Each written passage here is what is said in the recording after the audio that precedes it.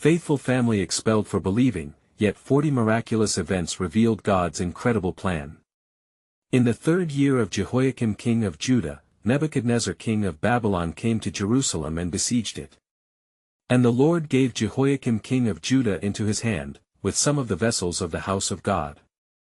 Among those captured were young men of noble lineage, like Daniel, Hananiah, Mishael, and Azariah, who found themselves within the walls of Babylon, an empire steeped in idolatry and foreign customs.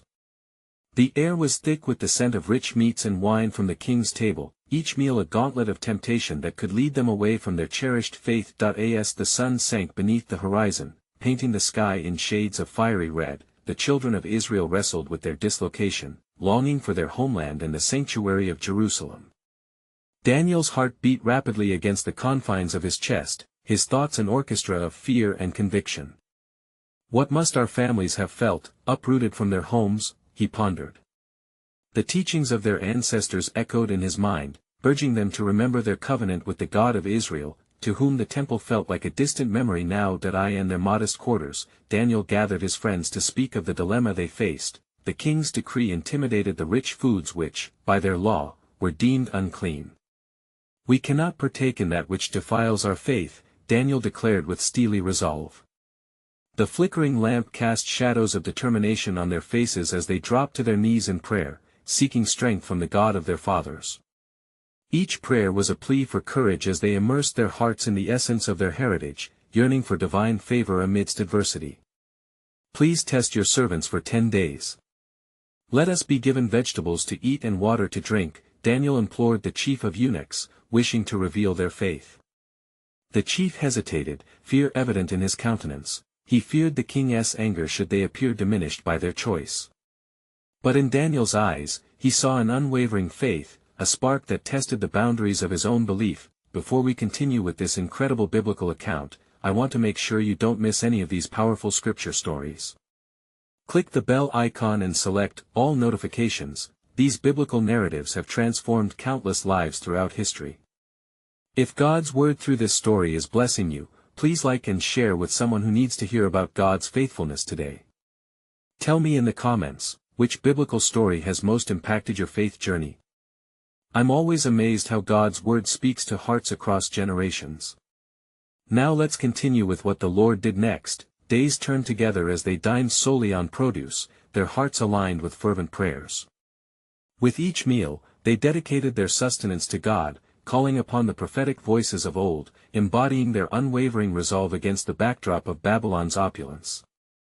On the 10th day, the eunuchs summoned them forth, and there, presented under the gaze of the royal court, they stood vibrant and healthy, their appearances radiant compared to those who indulged at the king's table.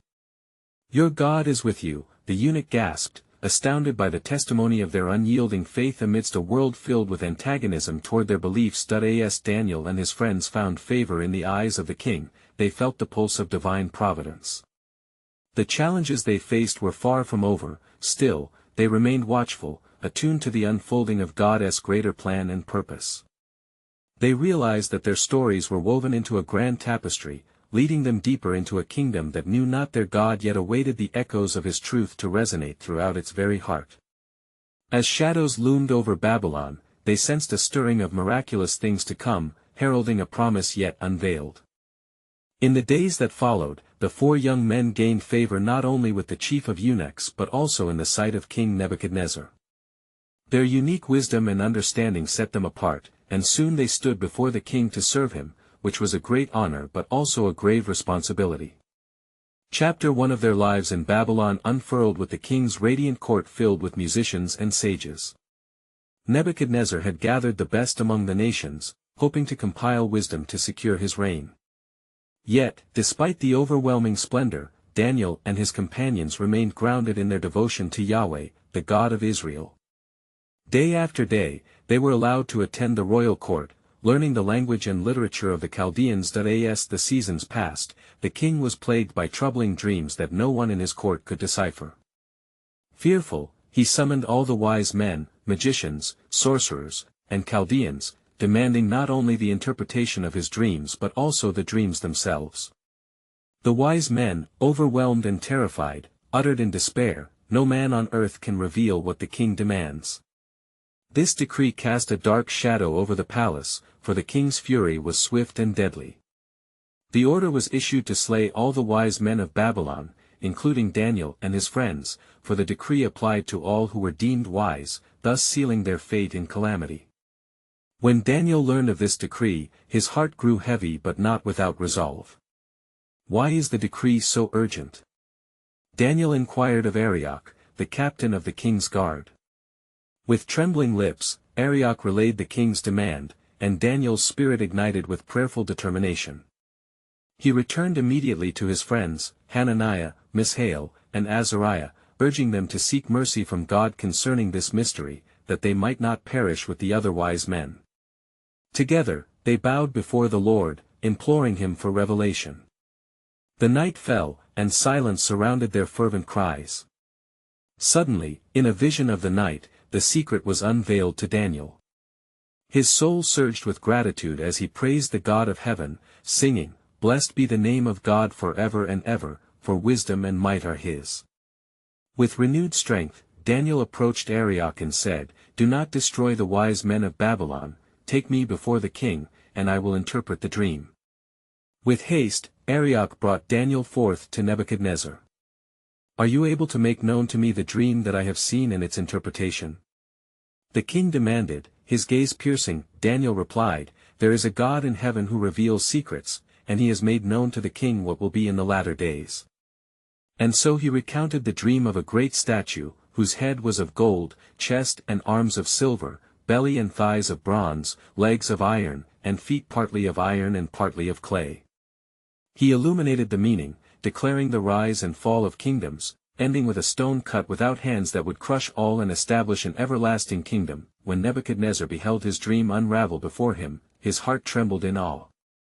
"Truly your God is the God of gods, the Lord of kings, and a revealer of secrets," he proclaimed, bowing low before Daniel. In this moment of exaltation, the four young men understood that their steadfast faith amidst trials was a preparation for God's unfolding purpose in Babylon. They sensed the weight of the destiny placed upon them, heralding the encroaching revelation of God's sovereign plan. Little did they know, the profound transformation would soon stir the inhabitants of a kingdom turned from truth to its rightful creator. What grand design awaited to be unveiled, as God prepared to make his name known in a land steeped in darkness. And it came to pass that Nebuchadnezzar, astonished by Daniel's revelation, bestowed upon him great honors and many gifts.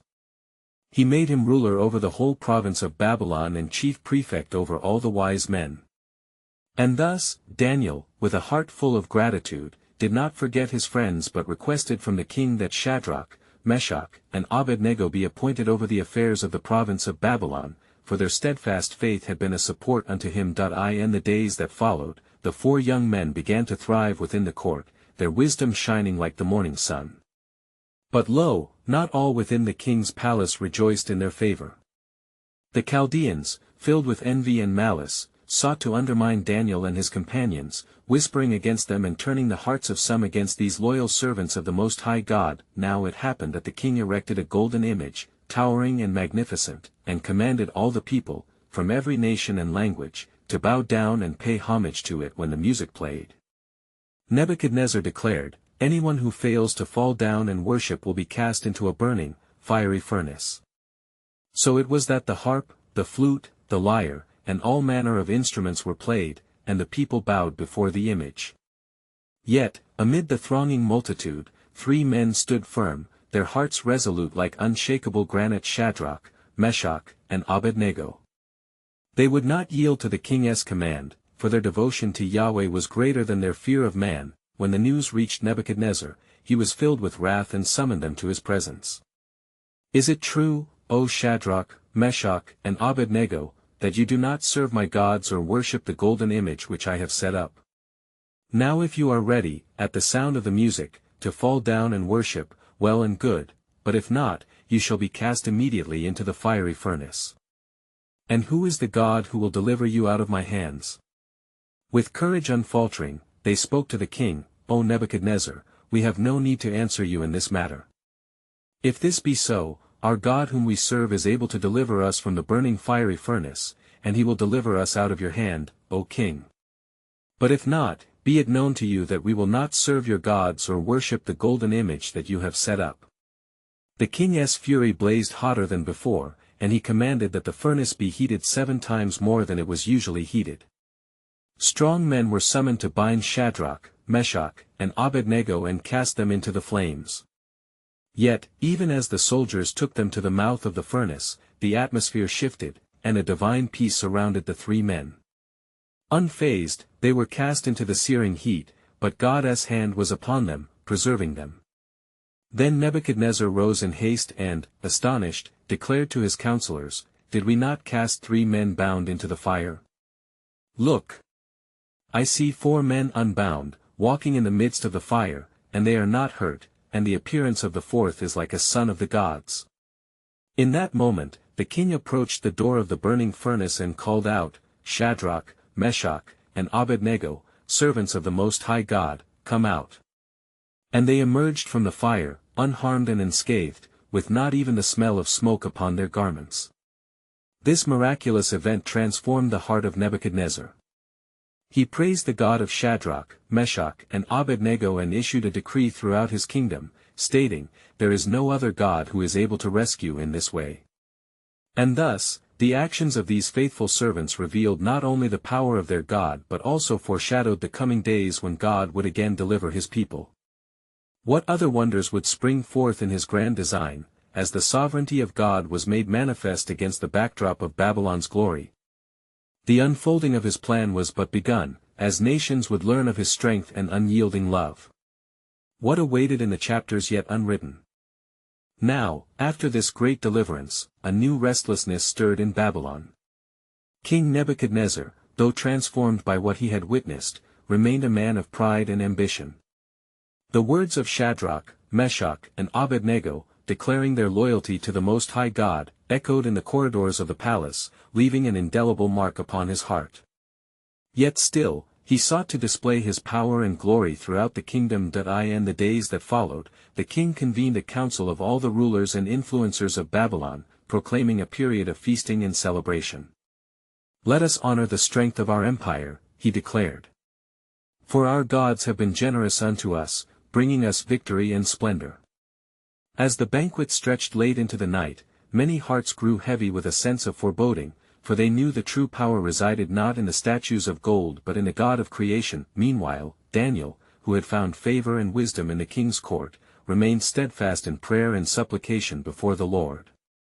With each dawn, he sought the Lord's countenance, imploring for guidance amid the intrigues of the palace. It came to pass that one night, Nebuchadnezzar was troubled once again by a dream, a vision dark and foreboding. He called for the magicians, enchanters, and sorcerers, demanding they reveal the dream's meaning. Yet, no one could offer the interpretation. Frustrated, the king ordered that all the wise men of Babylon be executed. When Daniel learned of this decree, he approached the king's guard with wisdom and tact. "Why is the decree of the king so urgent?" he inquired. And upon learning the dire situation, he went to Nebuchadnezzar and requested time to reveal the interpretation. That night, Daniel and his companions gathered for prayer, seeking compassion from the God of heaven, for they understood his providence in the midst of turmoil. As they prayed, the God of Daniel spoke in the night, revealing the dream and its meaning to him in a vision. Come dawn, Daniel hastened to the king, whose eyes glimmered with a mix of anxiety and expectation. With humility, he declared, "O king, you were troubled by a vast statue made of diverse materials, each representing kingdoms that would rise and fall. But in your dream, a stone was cut without hands, which struck the statue upon its feet of iron and clay, bringing it to ruin. This stone represents a kingdom that shall never be destroyed, for it shall fill the whole earth and endure forever." Nebuchadnezzar, astonished and moved, fell upon his face, proclaiming, "Truly, your God is the God of gods, the Lord of kings, and a revealer of mysteries." In that moment, the faith of Daniel bore fruit, drawing Nebuchadnezzar closer to the understanding of the one true God, yet the shadows of the heart lingered. Even as the king honored Daniel, returning to his palace with newfound recognition of God's sovereignty, his pride began to rekindle like embers in the night. Then came forth a whisper among the people of Babylon, for they had seen the power of the God of Israel, yet some remained stubborn, clinging to their idols, their hearts hardened against the truth. But in the tapestry of time, God wove a narrative that stretched far beyond the present moment. The great stone had struck, but what other kingdoms were destined to rise and fall? The episodes of trial and triumph were just the beginning of an unfolding saga, leading his people toward the ultimate promise of deliverance. Would they embrace the mystery of God's sovereign hand? The answer lay not just in their immediate circumstance, but in the revelation of his eternal plan, flourishing just beyond the horizon of Babylon's pride. In the days that followed, as the sun rose over Babylon, the air crackled with unease. King Nebuchadnezzar, although stirred by the recent events and the proclamation of Daniel, began to lose sight of the humble reverence that had briefly enveloped him. With thoughts consumed again by his own power, he commanded the construction of a colossal golden image, demanding that all in his realm bow before it. This statue, a false idol, stood as a monument to his splendor and ambitions, reaching high into the heavens, yet rooted firmly in the earth. Let all the people gather for the dedication, he decreed, that my glory may be sung, and the mighty of Babylon may bow before my creation. Thus, the day arrived when the satraps, prefects, and governors gathered from every province, their hearts alight with the king's grandeur, yet the specter of truth hovered just above their heads, when the herald proclaimed, "To you it is commanded, O peoples, nations, and languages, that when you hear the sound of the horn, flute, harp, lyre, and psaltery, you shall fall down and worship the golden image." The faithful hearts of Shadrach, Meshach, and Abednego trembled. Deep within their souls, they battled against the tide of allegiance to a king who exalted himself above God. As the music played, the throngs fell to their faces, and the image gleamed in the bright light of the sun, casting long shadows among the people. Yet 3 figures stood resolute: Shadrach, Meshach, and Abednego, unbowed and unbroken. Their refusal to worship stirred whispers of indignation among the gathered crowd, and soon news reached the king. Angered, Nebuchadnezzar summoned the men before him. "Is it true, O Shadrach, Meshach, and Abednego, that you do not serve my gods or worship the golden image that I have set up? If you do not fall down and worship, you shall be cast immediately into the burning fiery furnace. And who is the God who will deliver you from my hands?" The flames of contempt flickered in the king's eyes, revealing the depths of his pride. With calm courage, the 3 answered, "O Nebuchadnezzar, we have no need to answer you in this matter. Our God, whom we serve, is able to deliver us from the burning fiery furnace, and he will deliver us from your hand, O king. But if not, let it be known to you that we will not serve your gods, nor will we worship the golden image which you have set up." Their words, filled with faith, pierced the atmosphere, a declaration that proclaimed trust in God's sovereignty even unto death. The fury of Nebuchadnezzar ignited as he ordered the furnace heated 7 times hotter than usual, and the soldiers who took charge of binding the 3 were consumed by the flames. Yet still, the 3 were thrown into the furnace, their faith unwavering amid the scorching fire. As the king peered into the furnace, astonishment seized him. "Did we not cast 3 men bound into the fire?" he asked, alarmed. "Look! I see 4 men loose, walking in the midst of the fire, and they are not hurt. And the 4th is like the Son of God."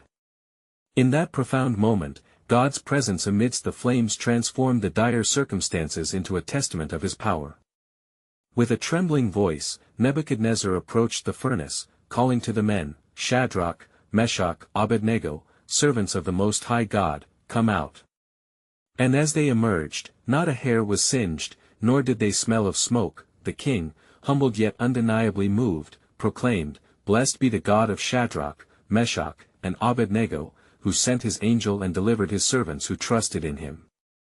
Therefore, I make a decree: any people, nation, or language that speaks anything amiss against the God of Shadrach, Meshach, and Abednego shall be cut in pieces, and their houses shall be made a heap." Though Nebuchadnezzar recognized the power of God, could he or the people of Babylon truly grasp the depths of his plan? Amidst the emerging shadows of future kingdoms and conquests, the eternal purpose of the Most High loomed on the horizon, like a promise waiting to be fulfilled. What more would the God of Israel reveal in his sovereign narrative? As the echoes of faith and courage continued to ripple through time, guiding his people toward a destiny far more profound than present struggles. The answer beckoned from the depths of heaven, as if inviting all to seek his ways and know his heart. When the decree of King Nebuchadnezzar spread through Babylon, it was not only a command but a heavy burden upon the hearts of many who had been led astray. The echoes of the king's proclamation reverberated through the streets, as pride and idolatry threatened to drown out the whispers of the true God. Yet amidst the impending darkness, a light began to shine from the faithfulness of those who revered the Lord. Days passed, and while Shadrach, Meshach, and Abednego stood as pillars of unwavering faith, the shadows of opposition lurked close. Some officials, still captivated by envy, approached the king with hidden malice. "O king," they said, "there are certain Jews whom you have appointed over the province of Babylon. They pay no heed to you, they do not serve your gods, nor do they worship the golden image which you have set up." Their eyes gleamed with a desire to entrap the faithful men, igniting the flames of the king's ire once more. With furious indignation, Nebuchadnezzar called for the three. "Is it true, O Shadrach, Meshach, and Abednego, that you do not serve my gods nor worship the golden image I have made?" His voice boomed, trembling with authority. The men responded with steadfast courage, "O Nebuchadnezzar, we do not need to defend ourselves before you. If we are thrown into the blazing furnace, the God we serve is able to deliver us from it, and he will rescue us from your hand. But even if he does not, we want you to know, your majesty, that we will not serve your gods or worship the image of gold you have set up."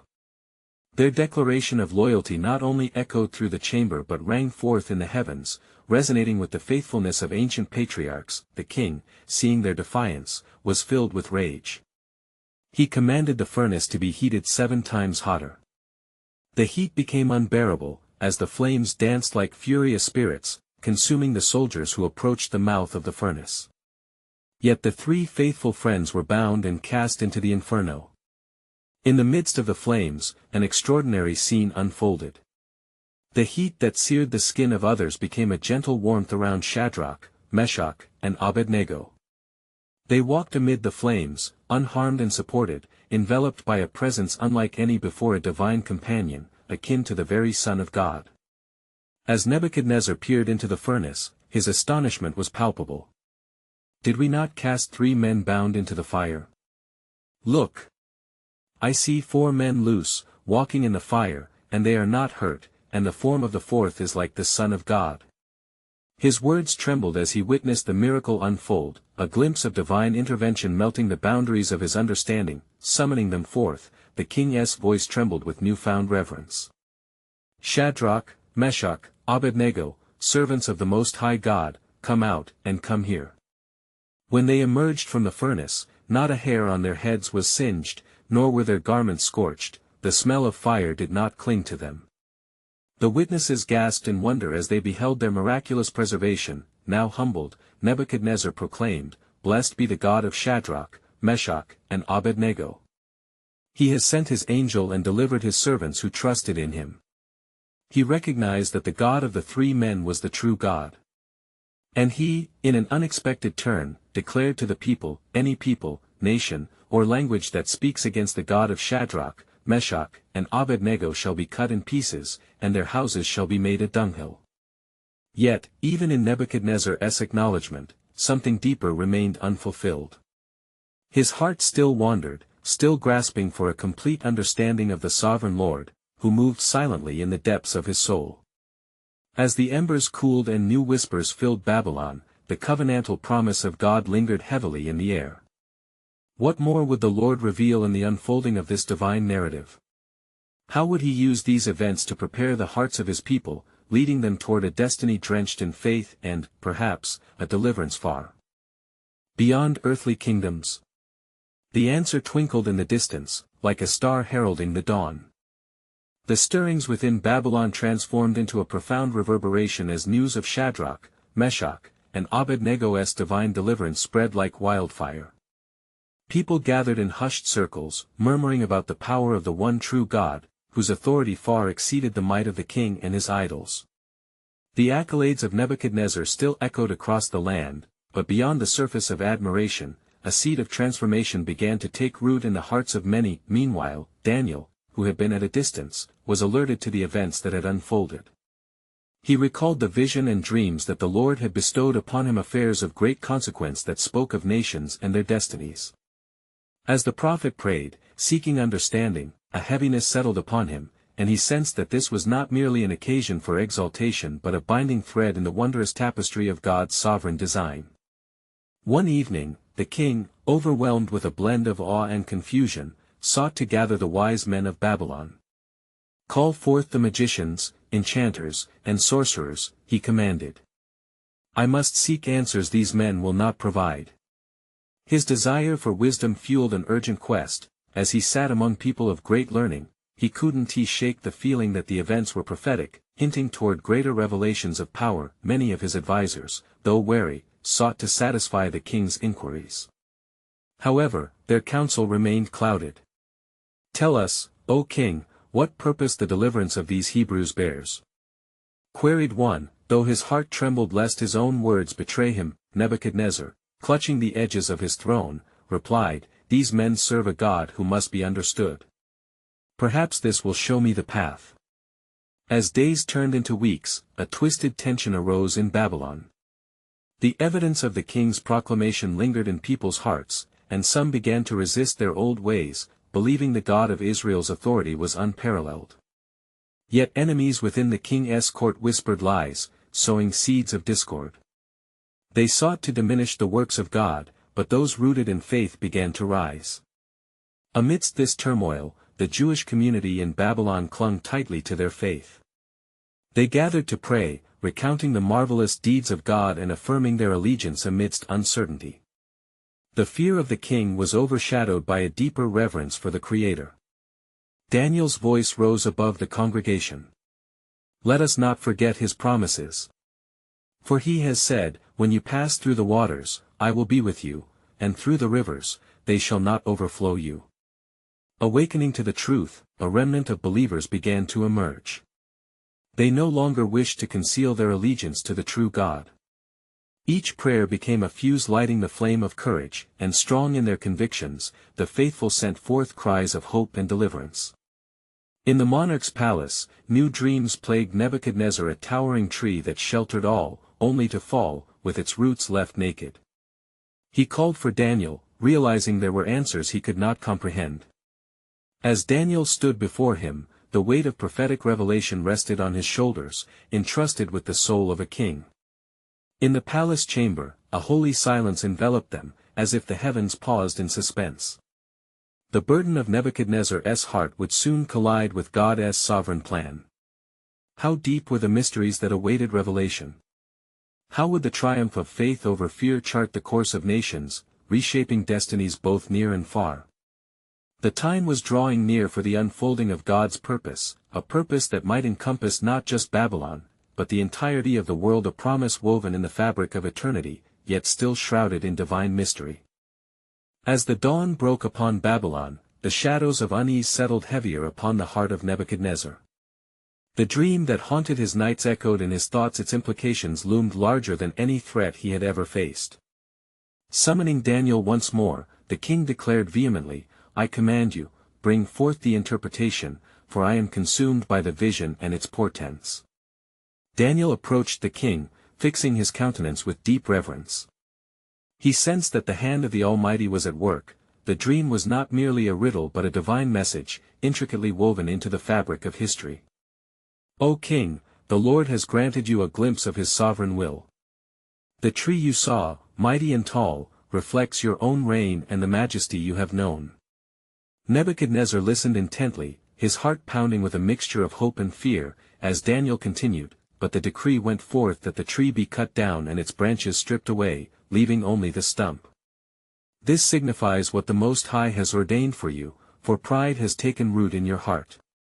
He will humble you until you acknowledge his dominion over the kingdoms of men." A silence fell in the hall, thick with the weight of prophecy. Gripped by the truth of Daniel's words, Nebuchadnezzar's spirit wrestled against the impending judgment, while an awakening dawned upon the onlookers present, many of whom bore witness to the miraculous deliverance of Shadrach, Meshach, and Abednego. The awareness of God's power rippled through the wisdom seekers, entrusting them with a stirring faith. It was as if the breath of heaven swept through the chambers of Babylon, igniting understanding amidst deep-rooted idolatry. Some in the court began to deliberate, could it be that the God of these men holds authority over our fate? But amongst such murmurs arose dissent those whose hearts remained hardened and steeped in power, fired by envy of Daniel and the faithful remnant. They stitched plots and roused the king's ire with whispers, dismiss these ideas. Power lies only in the might of the king. Days compiled upon days, and as the sovereign's heart wrestled, the prayers of Daniel and the remnant reached the ears of God. An invisible force propelled them, bolstering a community of faith determined to stand firm. They gathered under the cover of night, their voices raised in unison, declaring the faithfulness of the Lord, "You are our refuge and strength. Our trust is in you, O God, who has delivered us from fire." Then, as the watchmen over the kingdom observed the strange fervor swelling among the people, a momentous occurrence sparked the Spirit of the Lord. Daniel received clarity of vision once again enveloped him, revealing an even more profound truth hidden within the dream of the king. In that moment of awe, the revelation burst forth, "Look! A watchman arises, not from the kings of men, but from the Most High, who shall bring retribution and restoration. This act, O king, shall not only affect you but shall set forth a chain of events that will unveil the ultimate glory of the Holy One." Nebuchadnezzar, grappling with fear and the overwhelming truth, paused. He sensed the weight of destiny as it intertwined with his own pride. What plans awaited him? What humility would the heavens require? And then, in a dream within the dream, a figure radiant and divine rose, a messenger of portent, yet bearing the seal of hope. The path to redemption requires a descent, crowned by repentance. Thus the stage was set for a confrontation between the earthly kingdom and the heavenly realm. What would unfold was a saga orchestrated by divine hands, one that could turn the heart of a king and reverberate through the ages, for God's sovereign plan was ever unfolding. What might this mean for Babylon, and for all who dwell upon the earth? The greater story, yet hidden, awaited its moment to be revealed in the fierce tapestry of God's providence. The question remained, would the king heed the warning, or would he succumb to the pride of his heart, unknowingly steering the world into a momentous epoch? As days turned into weeks, the kingdom of Babylon shuddered under an unseen weight, a tension felt in the very air the people breathed. King Nebuchadnezzar wandered within the palace, the remnants of Daniel's words echoing in his mind, a mantra of impending judgment and a path to redemption. His heart, once fiercely proud, trembled now at the prospect of divine intervention, and he found himself gazing into the abyss of his own soul. In the midst of such unrest, a fateful dawn arose, and the king resolved to observe the skies. Clad in royal robes, he ascended to the rooftop, surrounded by attendants filled with awe.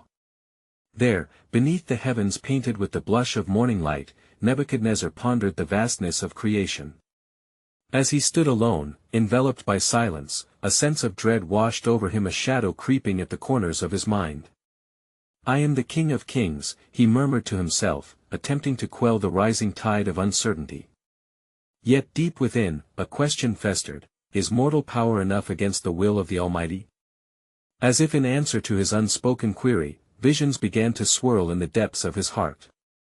The image of the great tree was etched anew upon his spirit, branches reaching towards the celestial, flourishing beneath the sun's embrace. But then, it twisted into a figure draped in light, beckoning the king closer. "Remember, O king, that the Most High rules in the kingdom of men," came a voice that hung in the air like a whisper carried on the winds of time. "You stand upon a precipice. Will you straighten the path of your heart or allow pride to be your undoing?" As the message reverberated within him, a surge of resolve awakened. "I shall heed what I must," he vowed silently, but the echoes of dissent were strong in his council. The officers, consumed by ambition, prattled fables of dominance, stoking the embers of his ego, drowning out the call to humility. Meanwhile, Daniel, steadfast in his prayers, interceded on behalf of the king, his heart burdened by the weight of the revelation. "O God of Israel, whose mercy knows no bounds, I beseech you. Expose the hardness of Nebuchadnezzar's heart, and may he turn from his ways before it is too late." In that sacred moment, the Lord's divine hand was at work, setting in motion a series of extraordinary events, as destiny wove its intricate tapestry. Nebuchadnezzar, stricken by both dread and anticipation, fell into slumber, and once again the dream seized him, haunted yet beckoning, a mirror reflecting the truth. Let the king strip his pride, the voice returned, deeper now, and proclaim my wonders to the people. For what shall unfold is not solely for your eyes but shall ensconce all in the knowledge of the Eternal. The pattern of humility grew clearer. If you yield, O mighty king, you shall witness the true glory of the Most High cascading through the land, bringing with it a renewal, an awakening of spirits long shackled by disbelief. Awaking, the king's heart wrestled with the intensity of a storm. He thought of Daniel, the faithful servant whose prayers ignited hope amidst despair. What grand structure might God be erecting through this process? Whispers of inquiry seized him, thus the chamber of kings became filled with prophetic murmurs and the common folk began to stir in expectancy. Uplifted hearts began to question, what fool would resist the call of God? In the quiet of impending moments, amidst the din of uncertain politics, the divine clock ticked steadily onward, a reminder that the hand of providence moves through the hearts of men. For hidden yet in the shadowed folds of Nebuchadnezzar's fate lay God's eternal decree, a plan whose revelation awaited not just the king but all nations to draw upon the well of faith. Would he heed the call, or would the pride of a great ruler weave the fabric of his downfall, forever altering the course of history?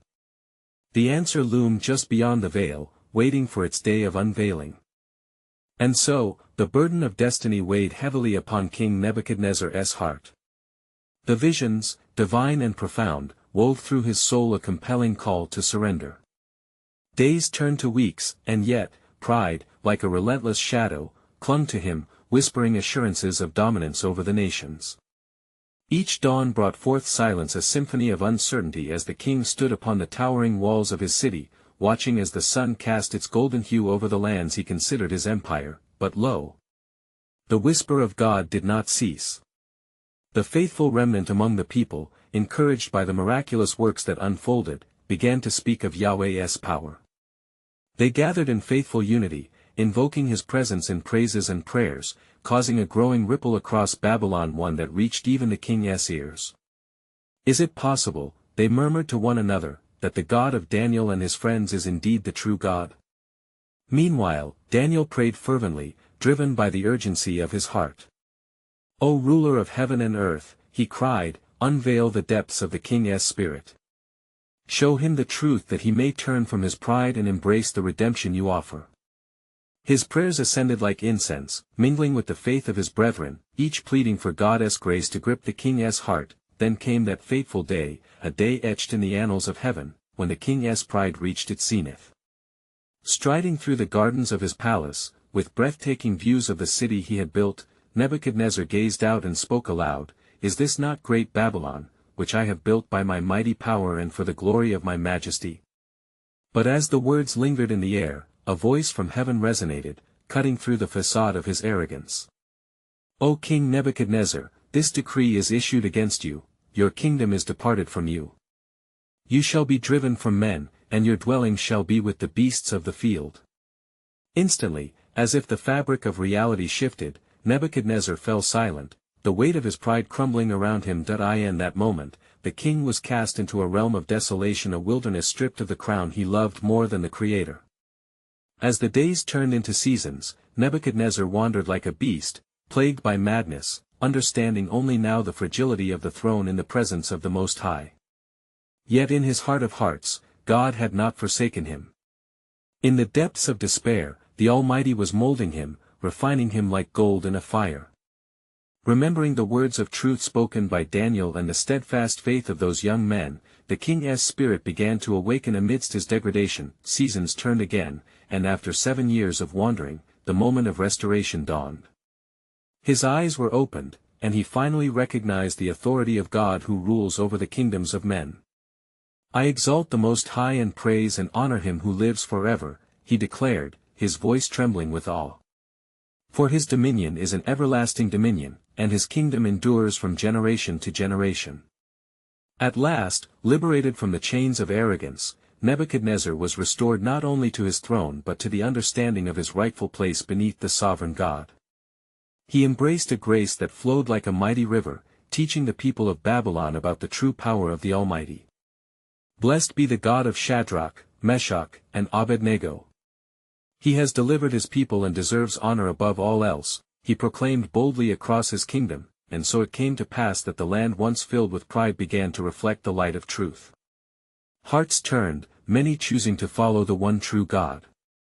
The shadows retreated as the revelation of God's might unfolded through his servant Daniel, who continued to interpret futures, leading many toward faith and redemption. Through this royal proclamation, the faithful in Babylon saw the truth God's justice and mercy intertwined, bringing forth deliverance and hope.